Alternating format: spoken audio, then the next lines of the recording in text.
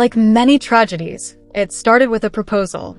However, this was a contract, not a romantic gesture or a noble offering.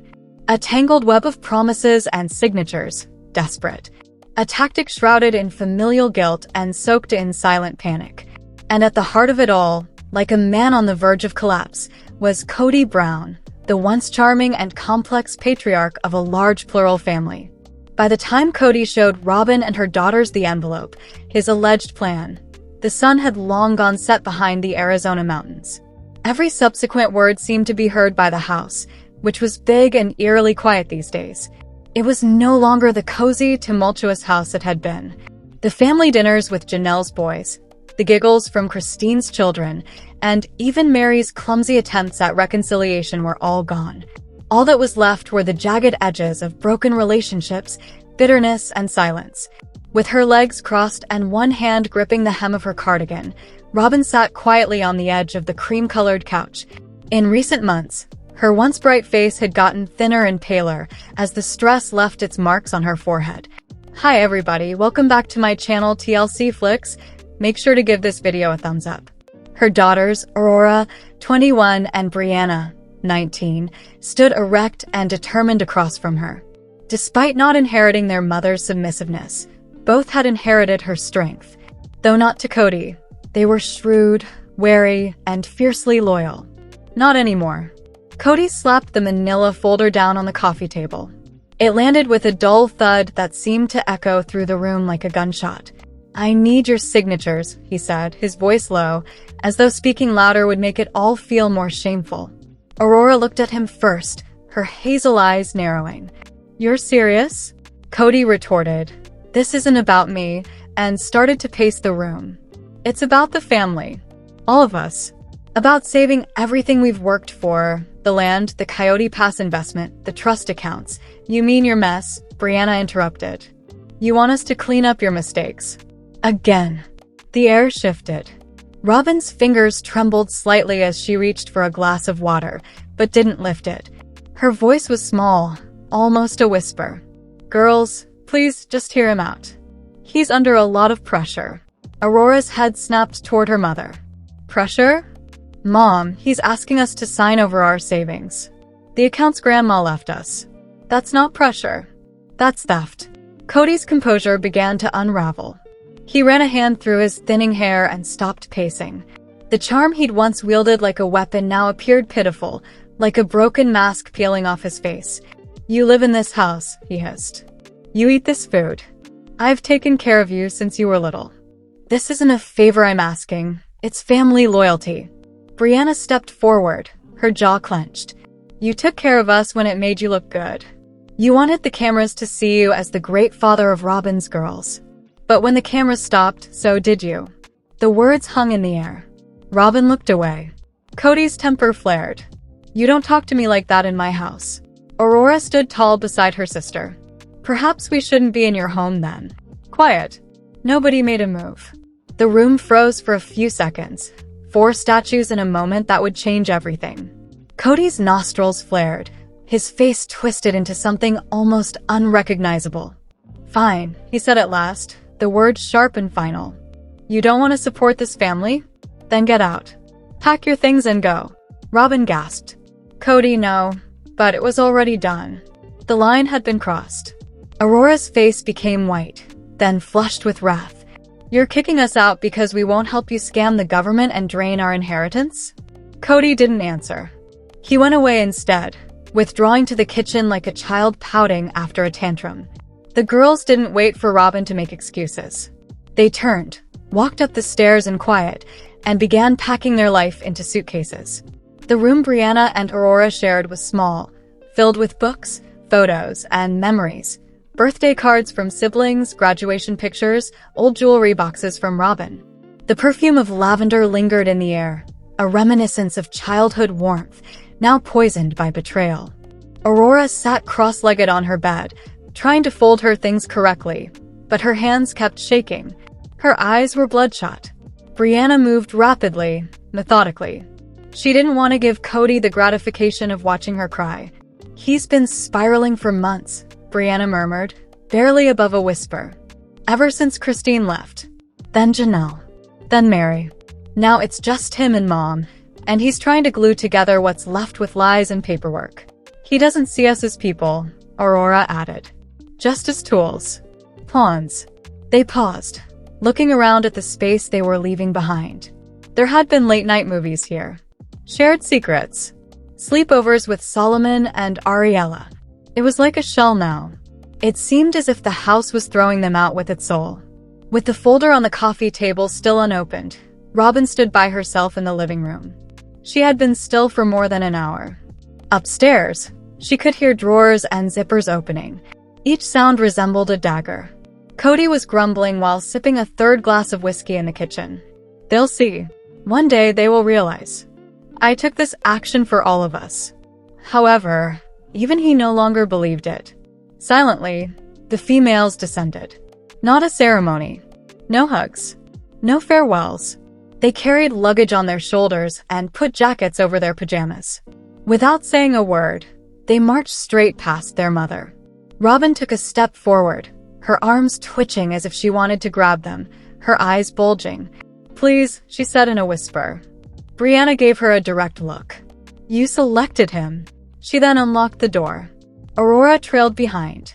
They entered the chilly darkness of the desert, where the solitude embraced them more tightly than it ever would have in that house.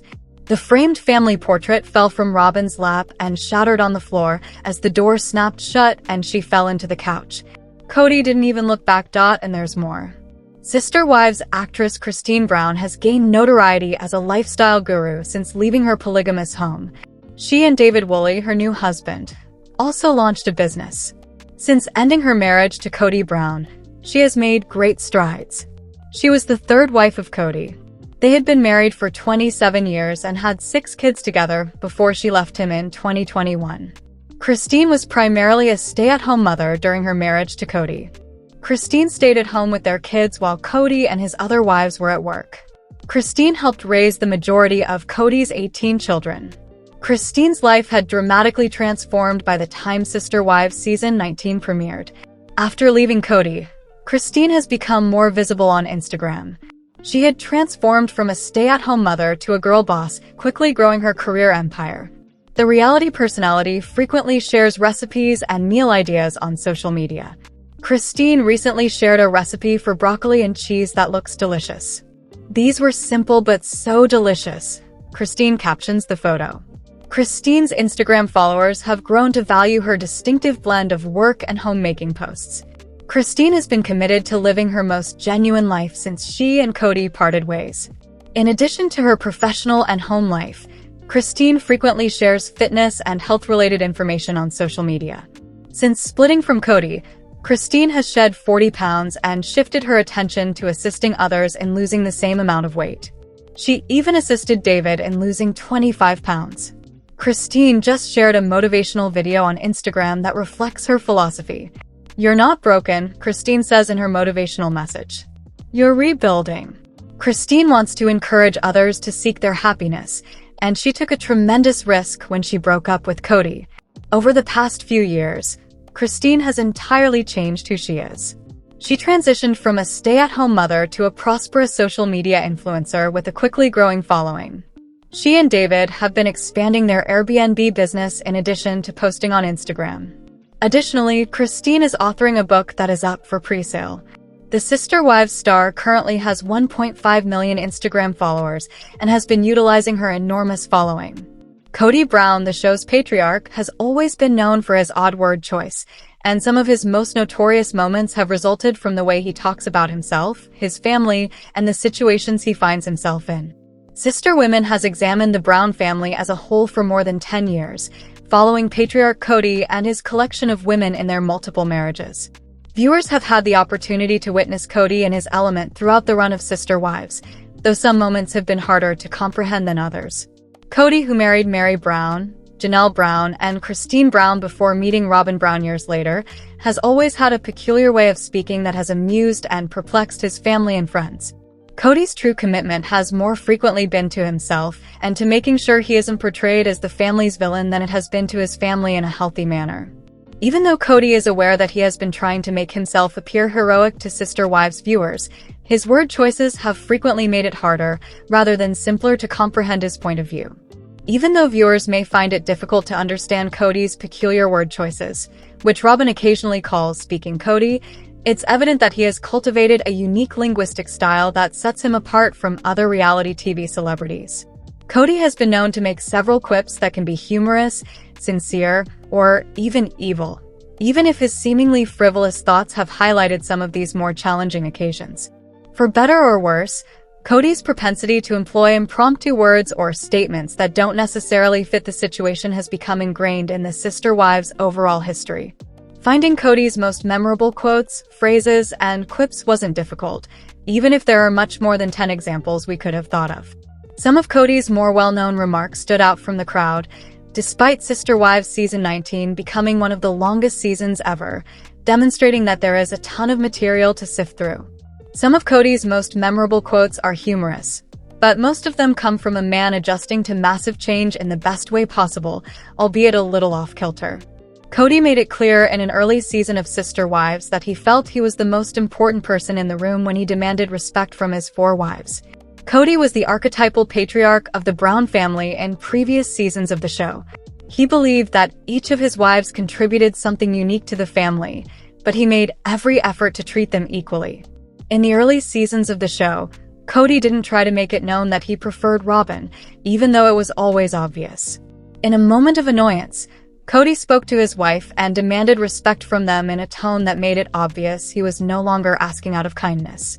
Kody, referring to himself as the general, continued by saying that, "No matter how stupid I am, I'm the president," making it clear that he was aware that his wives didn't share his views. In a recent episode of Sister Wives, Kody and Meri talked openly about their marriage and divorce, stunning viewers with how open he was about the breakdown of their relationship. Kody, as the family's leader, didn't care if they agreed. He just wanted to impose power. Despite having the longest marriage of any of Kody's spouses, Meri and Kody's relationship soured in the following years following Meri's affair that escalated into a catfishing incident. Even though Meri tried to make amends and apologized for her transgressions, it was obvious that she wouldn't be able to win Kody back. Meri sought answers regarding their relationship that she had never been able to receive before when she decided to divorce Kody, and when she asked him how he had felt about her, Kody gave her an honest response. Kody didn't seem to be alluding to the catfishing incident when he told her to blame herself for his lack of love and affection for Meri, but it was obvious that he placed the blame on her rather than on himself. Although it's not shocking, Kody's unwillingness to accept responsibility is always shocking. It's evident that Kody's affections for Robyn have never been stronger as he's transitioned from a man involved in multiple marriages to one who has been monogamous for well over a year. Although Kody and Robyn have been together for well over 10 years, their relationship has been evolving since his previous marriages came to a standstill. Although Christine was the first to leave Kody, Meri's divorce was probably the least anticipated, despite the fact that by the end he treated her worse than any of his previous wives. In a recent Sister Wives episode, Kody discussed their breakup with Meri and made it apparent that, despite his appearance of caring about both Meri and himself, he had actually only been thinking about Robyn over the years. Kody disregarded the notion that Meri was even involved in their relationship being problematic, citing that Robyn had found his breakup with Meri to be extremely difficult. Kody was more worried about Robyn's suffering after losing Meri and her opportunity at several marriages, even though he and Meri both carried sadness after their breakup. As the father of 18 children, Kody has many offspring with whom he doesn't get along well. Even though he made an effort to keep up relationships with their children when they were younger, he now finds it more difficult to find the time and energy to spend with all of them, and many of them have lost interest in doing so. Some of Kody's children want to stay in touch with him, while others don't. Although he struggles with many of his children who find it difficult to comprehend his actions, Kody enjoys discussing his children on Sister Wives. Even if it isn't favorable, the family patriarch frequently praises his children's brains in a way that speaks to him. Although the COVID-19 pandemic seems to have ended years ago, Kody was one of the most notable personalities of the era for reality TV. He makes it known that the children are distinct from him by referring to himself as a bonehead and praising their brilliance. Kody set limits for his family in an effort to keep them safe and able to see each other often while he did his best to navigate the pandemic with ease. Cody had restrictions that he believed the other kids could accept while he lived full-time with Robyn and their kids. Sadly, the children didn't think the restrictions he established were realistic. In a Sister Wives Season 16 episode, Cody talked about his pandemic ground rules, going too far in a domineering manner and claiming which areas were his. Cody caused irreversible damage to his family by not treating his children as members of his family, whom he wanted to make sure were present during a perilous period. Speaking about his living room and kitchen, Cody made it apparent that people weren't always welcome in his space. While Sister Wives viewers frequently enjoy seeing Cody talk in circles, this doesn't always mean that he knows what he's saying, or at least says it well. Over the years, Cody's actions have demonstrated that he frequently considers his words before speaking. Cody tries to be specific and descriptive in his speech, especially when he is on screen, despite the fact that many people think he frequently makes things up or spins stories. The patriarch finds it interesting that Cody shared that he was spouting poetry, because in addition to probably attempting to convey that he was spouting poetry, he was also attempting to discuss what a wordsmith he is, despite the fact that he is, regrettably, struggling to be one. On Sister Wives, Cody consistently uses expressions that are either illogical at the time or illogical in general. Even yet, it's always a little amusing to see the patriarch of the family struggle to use everyday speech. Since his divorce, Cody has been very focused on the problems that Christine brought him when he made the decision to leave the family. Robyn and Cody have managed to keep their relationship together, but after Christine departed, Cody's previous marriages fell apart. He keeps saying that he believes Christine's choice truly wounded him and caused the others to abandon him, just as she did. Even though Cody is correct, it is problematic that he blames Christine instead of accepting responsibility. Despite his justification, Cody has been holding Christine responsible for most of his problems over the past few years, and in a recent Sister Wives episode, he used the phrase "circling the donkey" to express how angry he is about the whole thing. It's obvious that Cody is extremely frustrated with Christine's leaving and the consequences that followed, even though it's likely that he meant something more like circling the drain. The possibly inaccurate expression conveys Cody's sense of despair and failure. In keeping with the idea that Christine is to blame for his issues, Cody called his ex-wife Machiavellian in a Sister Wives Season 18 episode. Cody has acknowledged that he wasn't always a good husband to Janelle and Mary, but he has attempted to attribute all of his problems to Christine's departure. Despite being aware that he was at fault at times, he has been open about feeling that Christine is to blame because he believes she gave his other spouses the confidence to speak up. He called Christine Machiavellian and stated that he was upset with her behavior following their breakup, particularly with regard to the intimacy she had been sharing with Janelle. When someone is described as Machiavellian, it suggests that they are crafty, dishonest, and prepared to act unethically in order to further their objectives. Cody's evaluation of Christine made it apparent that he wasn't pleased with how their relationship ended. It's evident from Cody's use of the term that his relationship with his ex was becoming increasingly strained. Even though Cody is still in a relationship with Robyn, it has been evident over the past few seasons of Sister Wives that Christine is the person he thinks about the most. Cody has difficult to stop talking about Christine abandoning him, even though he has been open about his discomfort with her and his unwillingness to move on from their relationship without letting go of his grief. Cody and his ex-wife have been having issues for years, and they don't appear to be getting any better. Cody frequently used the word culpable in a Sister Wives Season 18 episode to emphasize that he wasn't solely to blame for the breakup. Cody actually made an effort to make it very clear that Christine was to blame for their marriage's demise. Instead of admitting that both of them shared some responsibility, Cody consistently downplayed his part in the breakup. Cody and Mary have had a challenging relationship over the years, but as they've gotten past their more recent split, they've been able to talk about their marriage a little more openly. Let us know in your comments. And stay tuned by subscribing our channel to get more updates like this. Thanks everyone.